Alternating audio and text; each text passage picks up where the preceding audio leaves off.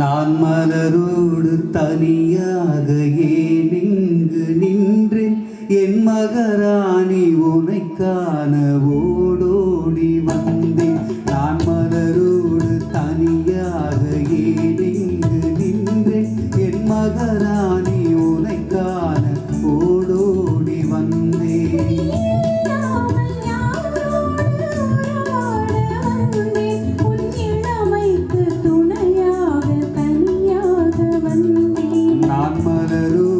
தனியாக ஏன் இங்கு நின்றேன் என் மகராணி உனை காண ஓடோடி வந்தேன்.